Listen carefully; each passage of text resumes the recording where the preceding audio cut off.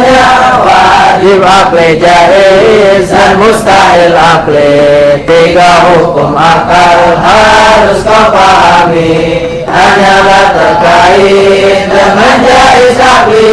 Sifat kudrat Allah harus jadi. Assalamualaikum warahmatullahi wabarakatuh. Waalaikumsalam warahmatullahi wabarakatuh. Alhamdulillahi rabbil alamin.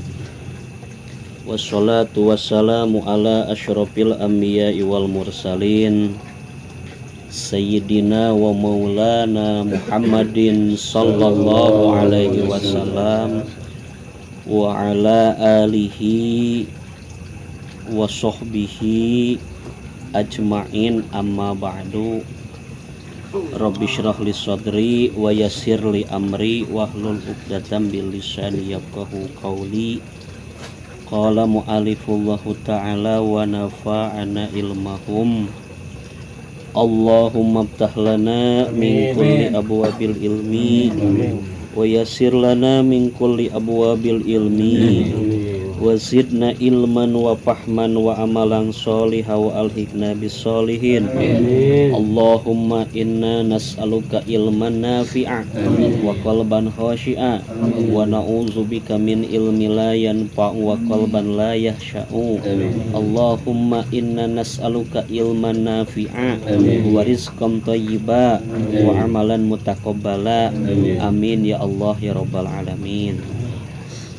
Puji dan syukur marilah kita panjatkan kepada Allah Subhanahu wa ta'ala yang telah memberikan bermacam-macam nikmat.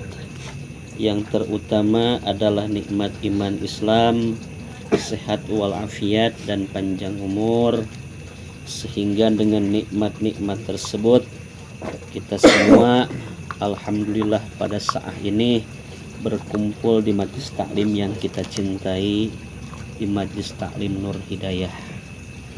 Sholawat beriring salam mudah-mudahan selamanya tercurah limpahkan kepada baginda alam tercinta, yakni Habibana wa Nabiyinal Karim Muhammad sallallahu alaihi wasallam. Tak lupa pula kepada keluarganya, kepada para sahabatnya, kepada para tabi'innya, dan sampailah kepada kita semua mudah-mudahan di yaumul kiamah nanti, di yaumil mahsyar, di yaumil jaza wal hisab, kita semua diaku umat serta mendapatkan syafaat darinya. Amin ya Allah ya rabbal alamin. Alhamdulillah, dengan pertolongan Allah Subhanahu wa ta'ala, pada malam ini walaupun ya cuacanya seperti ini, habis diguyur hujan, tapi alhamdulillah kita dikumpulkan oleh Allah Subhanahu wa ta'ala. Ini semua bukan kebetulan, bukan keinginan kita, tetapi keinginan Allah yang ditasis, diibraz oleh sifat irodat dan kudratnya Allah Subhanahu wa ta'ala. Perkumpulan kita di sini adalah majlis ilmu, majlis taklim, dan majlis zikir. Kita berkumpul di sini melaksanakan kewajiban daripada Allah Subhanahu wa ta'ala yang disampaikan oleh Rasul kita, tolabul ilmi faridatun ala kulli muslimin wal muslimat minal mahdi ilal lahdi. Jadi mencari ilmu itu adalah satu kewajiban kepada setiap muslim, laki-laki atau perempuan. Bahkan kata Nabi, minal mahdi ilal lahdi. Min di situ dari mulai lahir, ilal lahdi sampai masuk liang lahat. Minnya makna ibtidah, karena min ada dua, ada makna li tab'id, ada makna li bayan.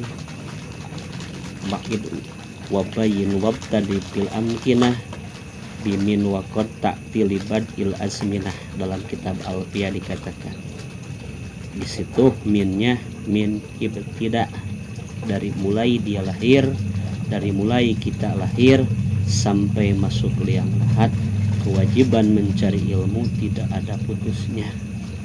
Kenapa?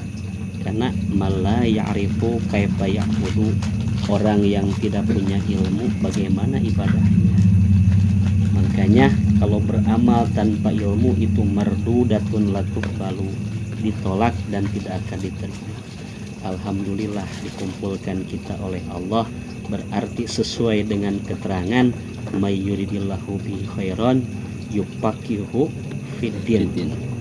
Orang yang Allah inginkan dia menjadi baik, sedikit demi sedikit dia mengerti, dikasih ngerti oleh Allah tentang urusan agama. Kewajiban kita, apalagi saat ini kita punya hanca sedang ngaji, sedang membahas tentang masalah akidah yang merupakan pondasi daripada agama. Karena pondasi agama itu 3, 1 iman, 2 Islam, 3 ihsan. Iman masalah tauhid akidah, Islam tata cara ibadah, tasawuf adalah membersihkan qalbu batiniah kita. Yang sudah kita bahas kemarin, kita di sini sedang membahas tentang sifat-sifat yang wajib kepada Allah. Yang mana sifat yang wajib kepada Allah ada 20 sifat. Yang mustahilnya ada 20 sifat, yang jaiznya ada 1. Jumlahnya 41.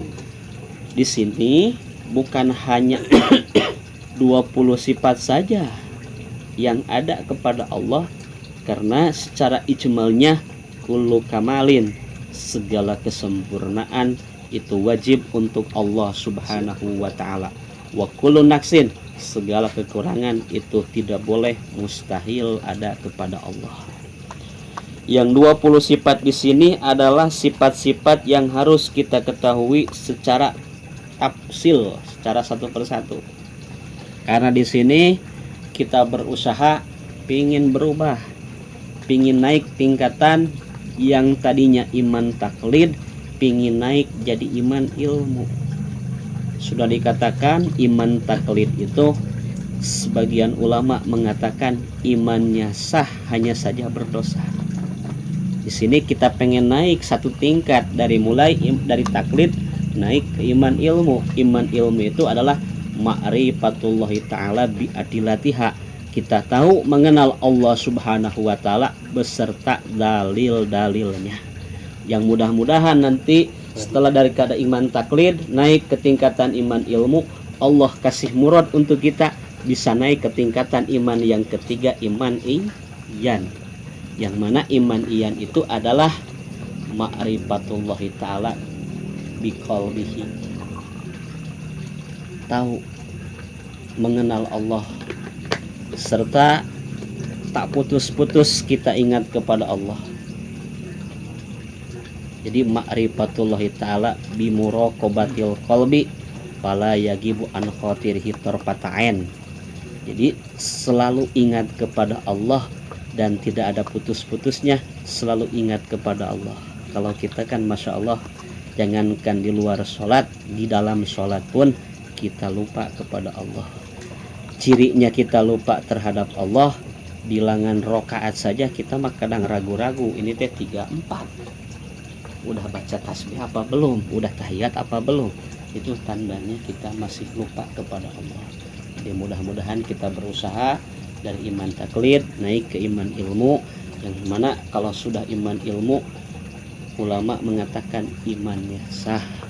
Hanya saja kalau pengen lebih baik lagi, kalau ada murad bagian dari Allah, nanti akan dinaikkan lagi menjadi iman iyan. Setelah iman iyan naik iman hak, naik lagi iman hakikat. Cuman tingkatan-tingkatan yang itu Masya Allah ada muradnya. Jadi di murad itu Allah yang menentukan, Allah yang ngasih. Kita tidak bisa pengen saya menaik ke iman hak, tidak bisa, karena keinginan adalah hijab, halangan yang bisa menghalangi antara kita dengan Allah Subhanahu wa ta'ala. Yang sudah bahas kita kemarin tentang sifat Allah yang 20 itu terbagi 4. 1 sifat nafsiyah, isinya ada 1 yaitu wujud. Yang kedua sifat salabiyah, isinya ada 5. Kidam bako muhola falil hawadis qiyamu bin nafsi wahda niat. Yang ketiga sifat ma'ani, isinya ada 7, 1 kudrat, 2 irodat, 3 ilmu, 4 hayat, 5 sama, 6 basor, 7 kalam. Dalam sifat ma'ani baru 6 sifat yang kita bahas. Tidak kudrat, kuasa Allah. Kebalikannya al-azzu, artinya lemah. Dalilnya innallaha ala kulli syai'in qadir. Kedua sifat irodat, artinya berkeinginan. Kebalikannya karohat, terpaksa. Dalilnya warabbuka yakhluqu ma yasha'u wa yakhtar. Ketiga sifat ilmu, Allah maha mengetahui. Kebalikannya al-jahlu, artinya bodoh. Dalilnya adalah innallaha ala kulli syai'in alim. Selanjutnya keempat sifat hayat, artinya maha hidup Allah. Kebalikannya al-mautu, mati.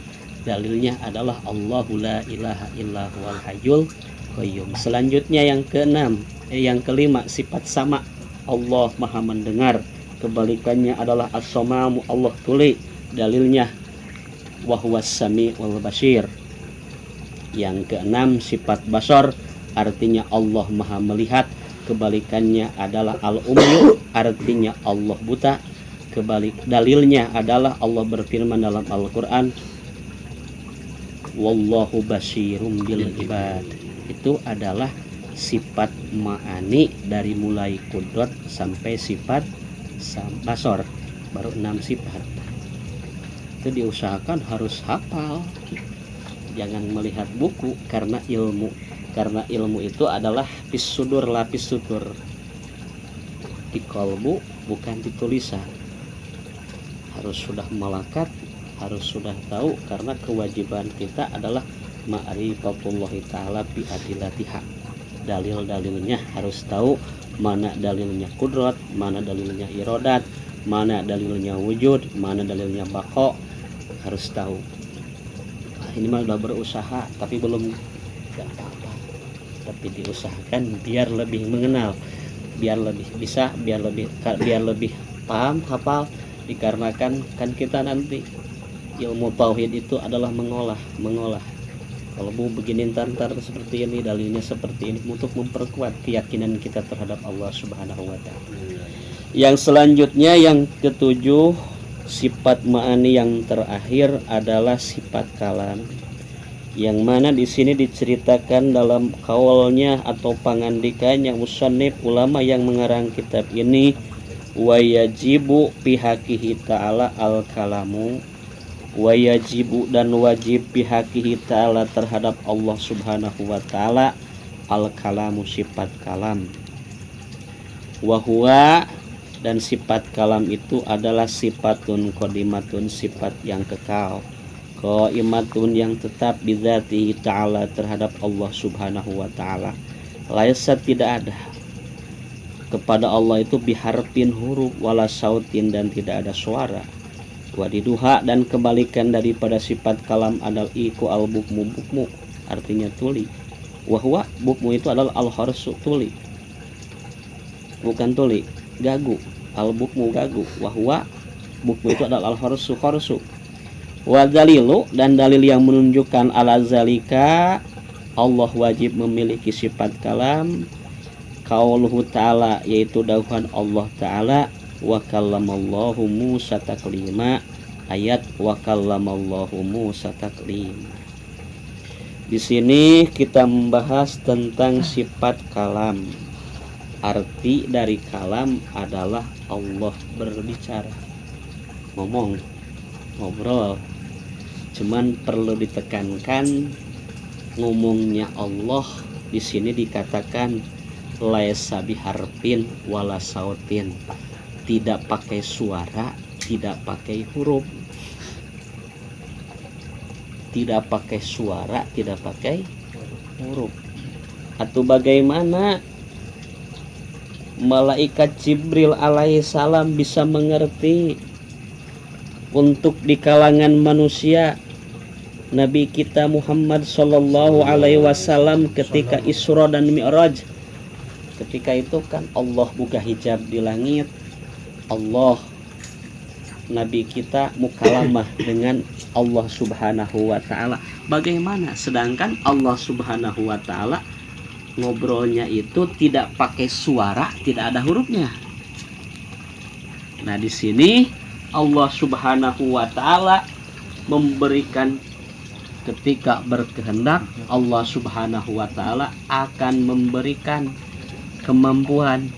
Jadi orang tersebut itu bisa ngerti, bisa paham daripada kalamnya Allah Subhanahu wa taala. Cuma ngomongnya Allah gak pakai suara, gak pakai huruf, karena kodim, tidak ada awal dan tidak ada akhir. Terus bagaimana dengan Al-Quranul Karim? Al-Quran kan nama lainnya adalah kalamul. Pas banget kita ngomongin Al-Quran tadi, kita sekarang membahas tentang kalam Allah Subhanahu wa taala. Di sini nanti kalam Allah itu terbagi dua. Satu, ada kalam nafsi, yang kedua ada kalam lafdi. Kalam nafsi adalah dauhan Allah atau ceritaan Allah yang tidak ada suara, tidak ada huruf, tidak ada awal dan akhir. Namanya kalam nafsi. Yang kedua kalam lafdi. Kalam lafdi itu adalah kalam Allah yang memang ada lafadznya, ada hurufnya, ada awalnya dan ada akhirnya. Maksud awal kan ada pembuka, ada penutup. Nah, berarti kalam lafdi adalah Al-Quranul Karim. Tapi nanti tidak boleh juga ngomong Al-Quran hadis atau baru, tidak boleh. Karena kalam Allah semuanya qadim, hanya saja kalam lafdi di situ adalah sebagian daripada kalam nafsi. Gitu. Jadi sekali lagi, wajib terhadap Allah Subhanahu wa taala sifat kalam. Arti daripada kalam, Allah berbicara, cuma saja Allah bicaranya itu tidak pakai suara, tidak ada huruf, tidak ada awal dan akhir. Kalam terbagi dua, satu kalam nafsi, yang kedua kalam lafdi. Kalam nafsi adalah dauhan Allah atau kalam Allah yang tidak ada suaranya, tak pakai huruf, tak ada awal dan akhir. Yang kedua kalam lafdi, jadi dauhan Allah memang yang sudah ada lafad, ada huruf, ada awal dan akhir. Tapi kalam lafdi adalah sebagian daripada kalam nafsi. Jadi Al-Quranul Karim itu disebut kalam lafdi. Itu makanya Al-Quran itu kan kullu manuzila ala Muhammadin sallallahu alaihi wasallam ayul Qur'ana biwasitati Jibril alaihi salam al muta'abbadu bitilawati. Segala yang diturunkan kepada Nabi kita melalui malaikat Jibril alaihi salam, yaitu Al-Qur'an, yang jadi ibadah untuk orang yang membacanya. Jadi Al-Qur'anul Karim itu kalamullah, dauhan Allah, ceritaan Allah, kalam Allah yang memang walaupun tidak tahu maksudnya, tidak tahu maknanya, itu menjadi ibadah. Memang kan ada yang ngomong, katanya baca Al-Quran gak tahu maknanya mah bagaikan kita bahasa itu teh monyet ngegulung kalapa, kita orang Sunda. Jadi ucapan seperti itu harus diluruskan, kita harus istighfar lagi. Itu ucapan yang bisa menjadikan murtad, kufur. Karena Al-Quran itu walaupun tidak tahu maknanya, itu menjadi ibadah. Menyebut kalam nafsi seperti ucapan hati tidak boleh di luar, hanya saja boleh dibahasakan ketika di makom-makom ta'lim. Jadi nisbatnya kalam nafsi itu seperti ucapan hati, kerentes hati. Bahasa hati kan tidak ada suara, tidak ada hurufnya. Ngomong sebanyak apapun juga tidak ada suara gitu. Tapi tidak boleh diucapkan luar di makom ta'lim, karena itu sangat berbahaya sekali, karena sama saja kita menyerupakan nanti kalam nafsi dengan ucapan hati makhluk. Yang kedua kalam lafdi. Kalam lafdi seperti apa? Jadi kalau kalam lafdi itu adalah kalam Allah yang memang sudah ada lafadznya, ada hurufnya, ada takodum, ada ta'khur. namanya kalam labdi. Di sifat kalam itu kan ada sifat maujudat, ada sifat maklumat. Kalau maklumat masalah dia, karena memang yang menjadi sifat memang tidak ada kepada Allah. Karena untuk membersihkan sifat-sifat yang tidak pantas kepada Allah. Kalau sifat manit termasuknya sifat maujudat, bangsa ada. Makanya sifatun wujudiyatun, sifat yang bangsa ada. Qadimatun kekal. Kekal di sini dari sebelum adanya zaman, dari sono Allah sudah kalam, Allah sudah ngobrol, Allah sudah bicara. Qaimatun tetap. Maksud qaimat tetap di sini memang tidak ada ujungnya. Tidak ada selang-selangnya. Allah berbicaranya itu bidzati ta'ala, terhadap zat Allah Ta'ala, munazahun, dibersihkan kalam Allah itu anis sauti, dari suara, wal harfi dan huruf, wa taqaddum dan taqaddum awal, wa ta'akhur dan akhir, walahni dan lahan, wal irobi dan irob, wasihati dan fasihat, wal ilali dan ilal, wa ghairi dalika, dan selain yang itu Allah dibersihkan. Jadi dipaham dari bahasa di sini, kalamnya Allah itu tidak ada suara, tidak pakai huruf, tidak ada awal dan akhir. Atau bagaimana? Wallahu a'lam bishawab. Untuk pemahaman lebih dalam lagi, itu karena bangsa ma'ani, bangsa makna, kita wallahu a'lam bishawab tidak bisa. Kenapa? Karena kita mah untuk mengerti bahasa isyarah aja susah. Apalagi harus memahami kalamnya Allah yang maha segala-galanya. Kita mah yang ngomongnya pakai bahasa, pakai huruf saja udah susah. Susah, kita mah banyak yang tidak pahamnya. Padahal mah misalkan dengan isyarat seperti ini maunya seperti kan kita tidak tahu. Apalagi Allah Subhanahu wa taala yang dibersihkan dari huruf, suara dan yang lain-lainnya. Yang dari mana? Di sini wa ghairi dalik, di sini adalah sifat-sifat yang ada pada hawadis atau makhluk. Jadi sekali lagi, kalam labdi adalah lafaz-lafaz yang mulia yang diturunkan kepada Nabi kita yang memang ada awal dan akhir. Itu adalah kalam labdi. Tapi tidak boleh menyebutkan Al-Quranul Karim adalah memang hawadis. Tidak boleh. Karena kenapa? Barang siapa yang menyebut Al-Quran makhluk, maka orang tersebut fasik. Jadi fasik itu dosa besar. Kecuali kalau di makom taklim untuk menceritakan. Itu. Untuk orang yang menyebutkan Al-Quran memang baru, Al-Quran itu maksud baru itu memang bukan kodim, maka orang tersebut kufur. Menyebut Al-Quran makhluk fasik, menyebut Al-Quran baru itu hukumnya kufur. Karena Al-Quranul Azim adalah lafaz-lafaz yang mulia yang sebagian daripada makna daripada kalam nafsi. Quranul Karim, nah tadi Al-Quran, Qul manuzila ala Muhammadin sallallahu alaihi wasallam, ayat Qur'ana biwasitati Jibril alaihi salam al-muta'abbadu bitilawati.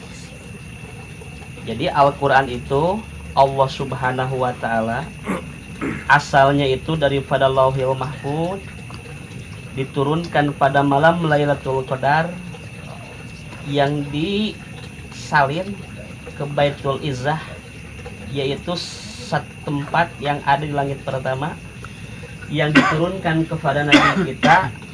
Kurun waktunya itu adalah 23 tahun. Tepatnya itu adalah 22 tahun 2 bulan 22 hari. Jadi turunnya Al-Quran kepada Nabi kita itu dalam waktu 23 tahun, tepatnya itu 22 tahun 2 bulan 22 hari. Al-Quran itu 23 tahun.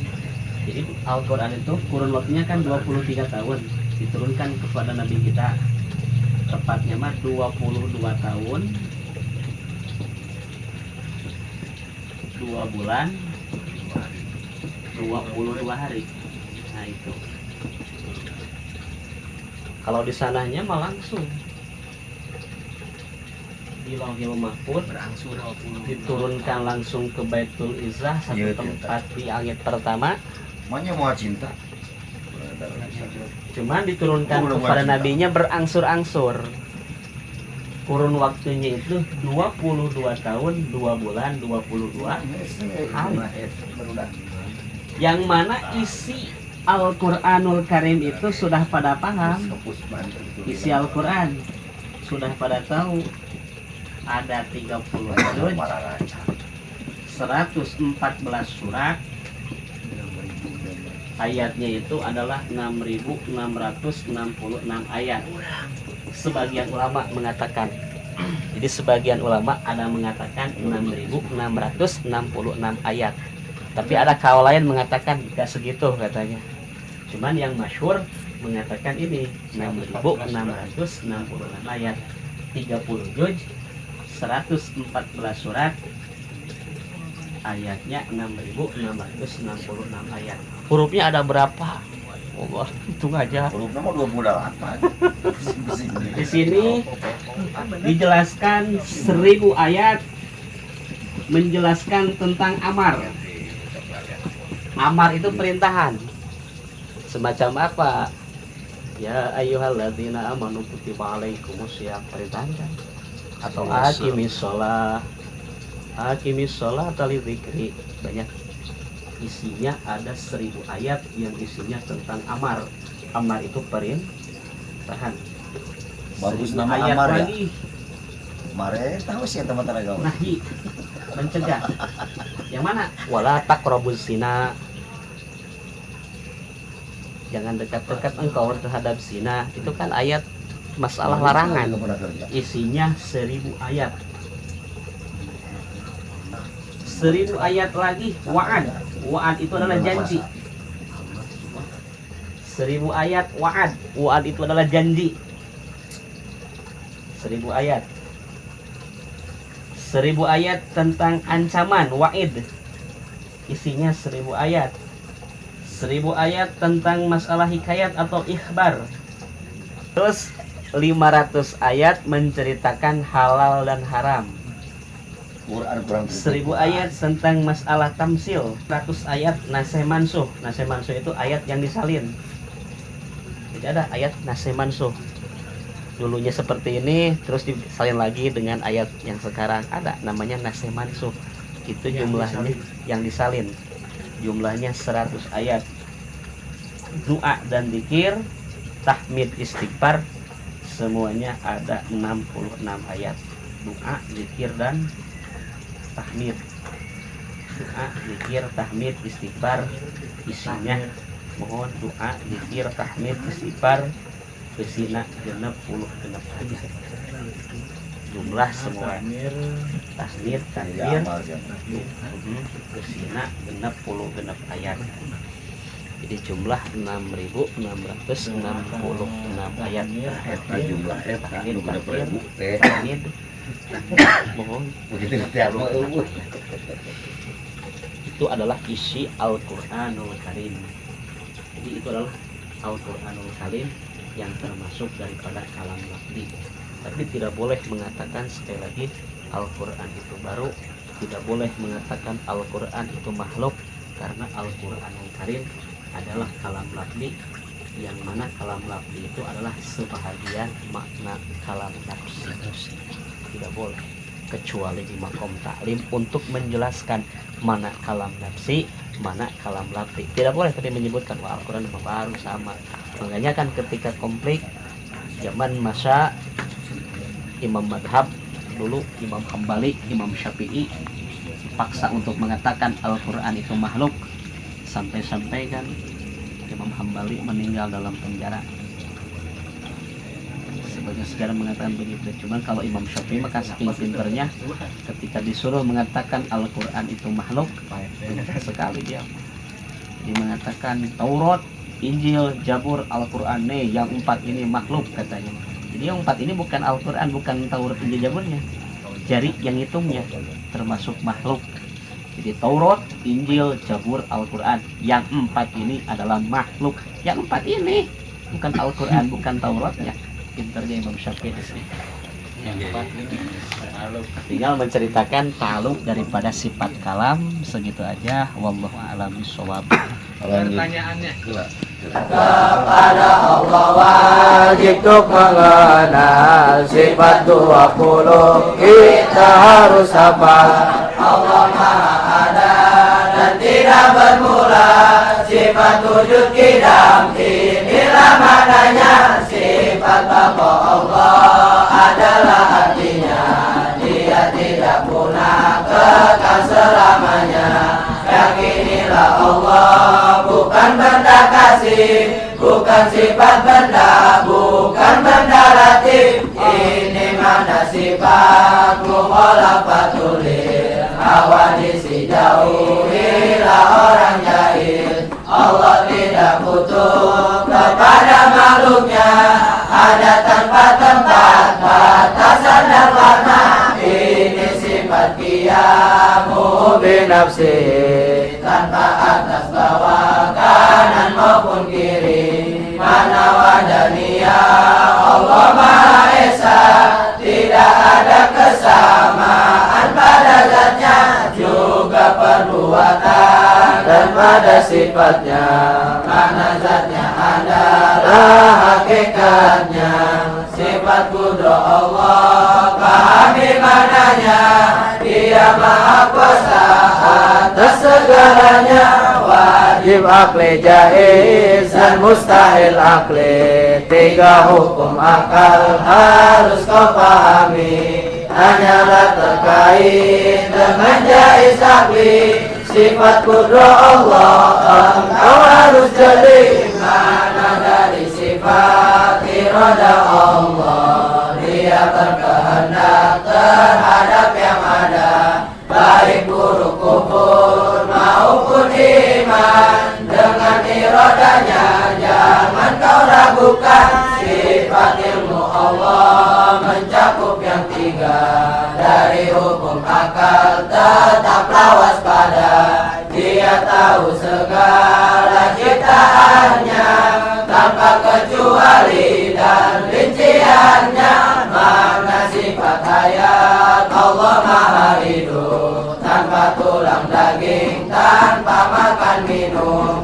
Sifat sama Allah artinya mendengar segala suara dari ciptaannya. Sifat basar Allah artinya melihat segala makhluknya tanpa alat-alat. Sifat kalam Allah bukanlah bahasa, bukan huruf-huruf dan bukan suara. Kitab suci Quran adalah kalamnya. Kalam Allah 2 pengertiannya. Al-kalamu zati bagian pertama, al-lafzul munazzal bagian kedua. Kitab suci Quran yang kita baca, lafaz mengungkapkan bagi kalam zatnya. Semua sifat zat ini pahamilah, hafalkanlah ia dan ajarkanlah. Pemahaman lain jangan peduli, kau akan selamat dan tidak merugi. Yakinilah ia hingga engkau wafat,